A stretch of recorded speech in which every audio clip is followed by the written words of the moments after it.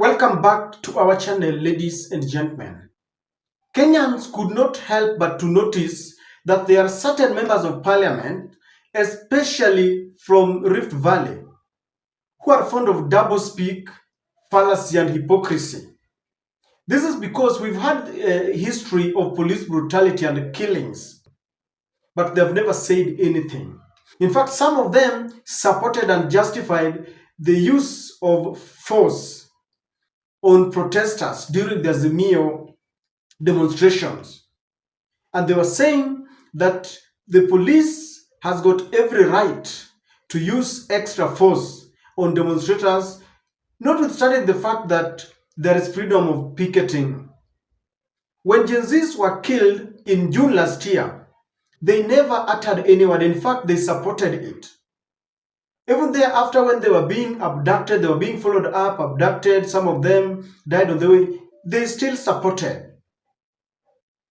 Even after the BBC revealed that the military and the police were involved, it was a joint operation to kill the Gen Zs, they were still trying to protect the government and casting aspersions on that documentary. Niliona hawa ndugu zangu wanaazimiwa wameongea leo. Nimeona Tinga pale ambaye tunamuombea kazi. Tunamwambia Tinga kidogo kuwa na heshima. Kuwa na heshima kidogo na asante. Sasa sisi tunalipa hii kodi ndio tukulipia kampeni ya African Union. Unakuja tena kutupigia kelele. Amesema polisi walitumia excessive force. Kama hawa waandamanaji ikiwa ni Generation Z, ikiwa ni waandamanaji wahalifu waliharibu mali, wangekutana na the force of the police. Kama wao waandamanaji wangefanya maandamano bila kuharibu mali yoyote, bila kuchokoza polisi, polisi hawangetumia vitoa machozi ama kutumia nguvu. So we want to ask our brothers in Azimio. We know nyinyi ndio sponsors ya hii protest.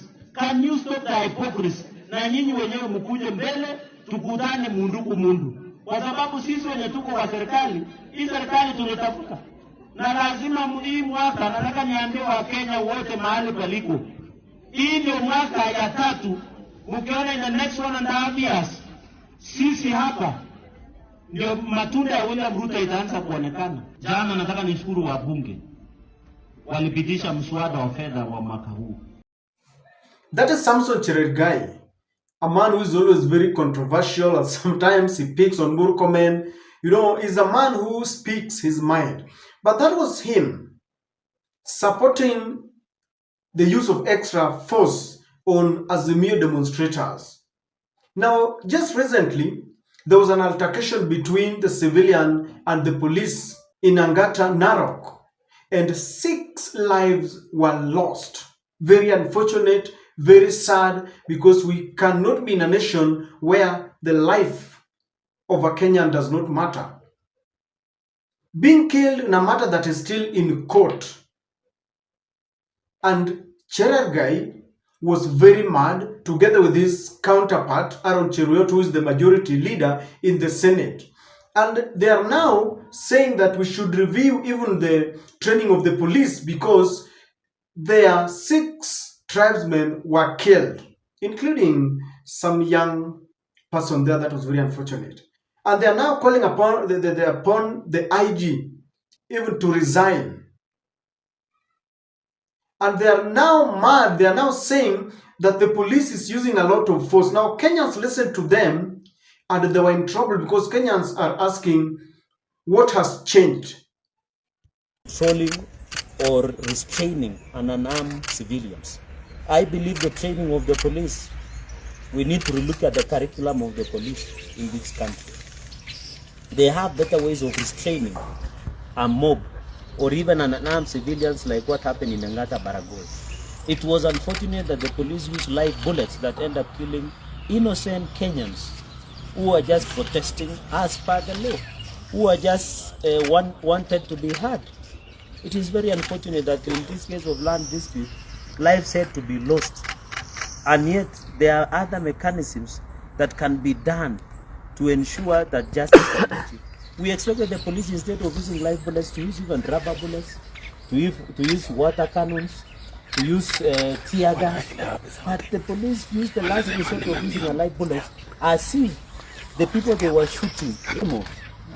And then the police should tell us whether there is a shoot to kill order, so that Kenyans are aware. If there is shoot to kill order, then we should be told.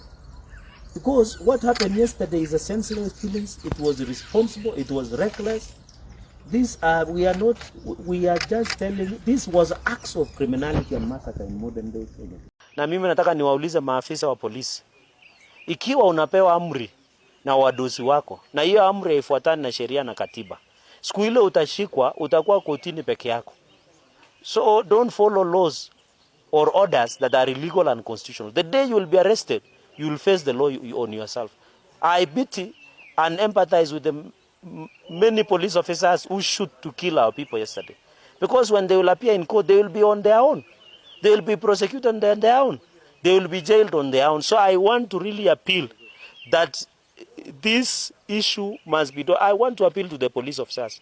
Don't take instructions that are illegal or against the law. The day you will be arrested, you will be alone to face the judge. There will be no your boss. There will be no chain of command. You will face the law. And I want also to challenge NIS to be on the lookout. IG, rafiki yangu, umesikia yale ambayo wananchi wamesema, kwamba watu walipigwa risasi jana kama wanyama, na wanapigwa risasi na officers wako ambao wewe unasimamia. Surely IG, hii shida itaisha lini Kenya, ambaye polisi wetu zamani, mimi nikigrow up, sijui ni training ya siku hizi hakuna, ama ni corruption, watu wananunua makaratasi ya polisi mpaka watu wanaenda ambaye hawafai kuwa polisi, ama shida ni nini? Zamani ilikuwa polisi wakisumbuana na watu, basi wanakufanyia ile inaitwa immobilizing, yani hawakuui, wanafanya kitu yenye pengine utasonga, lakini unabaki na maisha yako. Hii style ya kupiga watu kichwa ilitoka wapi IG? Hii ya kupiga kabisa risasi yenye by the time una pull the trigger you know somebody's life is about to end, and that person is in uniform. Surely IG, you don't want that to be your legacy. You don't want that to be the thing that your children will remember after you have left office, that you are a commander of a killer squad. IG, don't leave this place without taking action kwa wale officers ambao umeambiwa. Ladies and gentlemen, allow me to request you to subscribe to our channel, click the notification bell, please like and share our videos. You know, it reminds me of the reasons that we were given why Rigathi Gachagua was impeached. We were being told that Rigathi Gachagua was playing tribal politics because Rigathi used to protect his people. When the Nairobi governor Johnson Sakaja wanted to remove long-distance vehicles from the CBD to Green Park, he said, no, this is going to interfere with the businesses of our people. And Rigathi has continued to protect their people. When hawkers were about to be removed from Mudhuru and they were to be taken to a market that was prepared in Kangundoro, Rigathi protected them. When he was ordered, because Rigathi was in charge of Nairobi River, that committee, and he was ordered to be in charge of demolitions after the floods, Rigathi said, no, some of these are our landlords. And I'm not saying that sometimes that it's good to protect illegality if the houses were built on riparian land. But there's a kind of selective justice, because someone was asking, they've never seen those high-end estates where houses are built on riparian land being interfered with. They select the East Land of OOKO, mahali wanajua hakuna mabonyenya. But Rigathi used to protect his people. And Rigathi says that he used to confront William Ruto even at the cabinet meetings. He never wanted their people to be taken for granted. And he was really criticized. They were telling him, behave like a national leader. Today, Samson Cherargei and Aaron Cheruiyot, who are very quiet, who are supporting police brutality, who never thought that other Kenyans also have life, that their lives matter, today are now crying foul. and they're now threatening the police. What is the difference between what they're doing and what Gachagua was doing? All we are saying is that let us apply equal standards to all Kenyans. You know, we should understand that we are equal before God first, and then we are equal before the law. This idea of a leader trying to think like now, Cherargei feels that when a Kalenjin or a Maasai is killed, it is more bitter than when a Kisii, a Luo, a Luhya, or any other tribe is killed.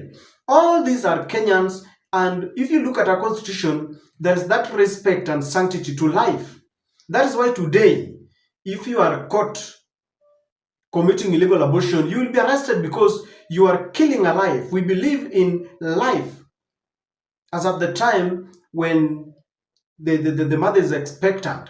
So when we have leaders, you saw how Cherargei went there and he was confronting IG there and he was telling him, how long will this happen? You are asking how long when the Azimio protesters were being killed, when Gen Zs were being killed, where were they? Why didn't they ask the same questions?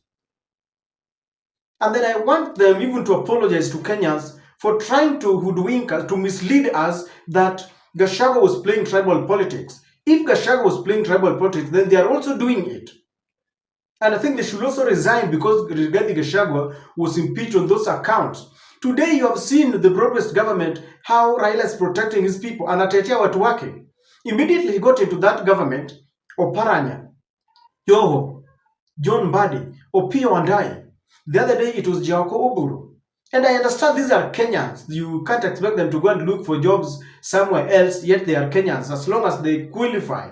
But when they come and they protect their people, they speak on behalf of their people, they are given jobs. Yet when Gachagua is saying that sitaki watu wangu waguzwe, when it comes to cabinet appointments, Rigathi is saying zetu usiguze, then they say that Rigathi is bad. I find it very hypocritical. And this only tells me that when you scrutinize fully, you'll realize that there was no basis to impeach Rigathi Gachagua. Why? By the way, I didn't like Rigathi telling us every day that this is a government of shareholders. But it was the truth. The only problem Rigathi should have learned. William Ruto was practicing tribalism, was practicing shareholding, but he didn't want anyone to talk about it. Ni kama mmejifunga mahali mnaiba njugu. Na mwingine yeye anapiga kelele. Badala mkule polepole, yeye anaanza kupiga kelele. Akitoka kule anasema unajua sisi tuliingia tukakula njugu.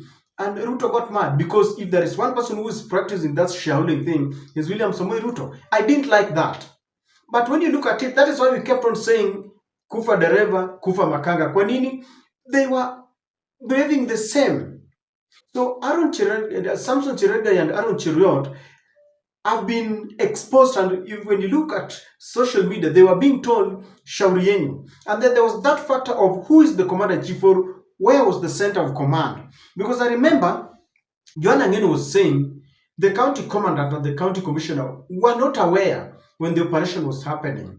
It means that must have been a high-level stray order that even the local leaders did not know. I want us to start respecting each other, regardless of our tribe, regardless of where we come from. And I want us to understand that there are only two tribes. We have the haves and the have-nots. You know, we start killing our country the moment you start thinking that your tribe is better than the other.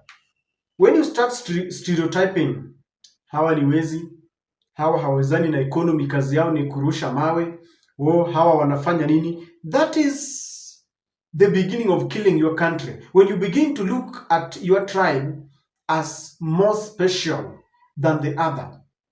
And I think we should condemn this. Every life matters. The bullet that was triggered to kill Gen Zs and the bullet that was triggered to kill the 5 or the 6 people in Narok, that was very unfortunate. The pain that the parents feel, maybe the 6 parents and the parents of Gen Zs are the same. I would have really wanted to see Aaron Cheruiyot and Samson Cherargei coming out and condemning the killing of Gen Zs, the killing of Azimio.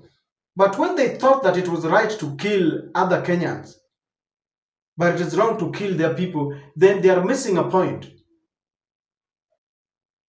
Extrajudicial killing is wrong, is illegal everywhere, regardless of which tribe suffers on the same. So ladies and gentlemen, I think we should call out our leaders to apply the law equally. We don't want selective justice.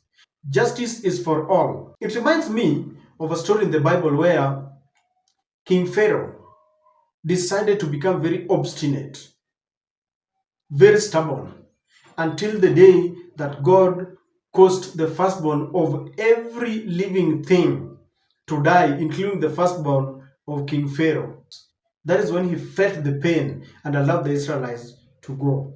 When it touches your people, that is when you feel that it was wrong. How I wish, how I pray that we even feel the pain before it reaches us. That you feel the pain that another tribe has been killed before it reaches your tribe. Orengo warned that regime consumes its people. You remember, they went for the Luos, and I didn't speak because I was not a Luo. They went for the ODM. I didn't speak because I was not a member of the ODM. Then they went to Wiper, and I didn't speak because I was not a member of the Wiper. They went to the Kambas. I didn't speak because I was not a Kamba. Sirikali ilikuwa ni yetu. Then before we knew it, they went to the Kikuyus, when the Kikuyus never wanted to speak. When Gachagua was there, when the Azimio protest was being killed, when the Azimio demonstrators were being killed. And then before he knew it, he was impeached. Aaron Cheriot were over the moon with joy that Gachagua was impeached and that his people were now, and I understand some of his people were killed during Gen Z's protest, and they never spoke about it. Then before they knew it, their people, the bullet landed on their people. That is when they realized that I should have spoken when it was unpopular. I should have spoken even if it was not my pride. This should be a lesson to us. As a Kenyan, value the life of your fellow countryman. Value the life of every human being. Don't wait for your tribe to be killed for you to feel the pain. Don't wait for your child to be killed for you to feel the pain. When the child of your neighbor is suffering, you should suffer the same. It should touch you. And so, ladies and gentlemen, this is a wake-up call to all of us. Let us understand that we are all equal before God and we are all equal before the law.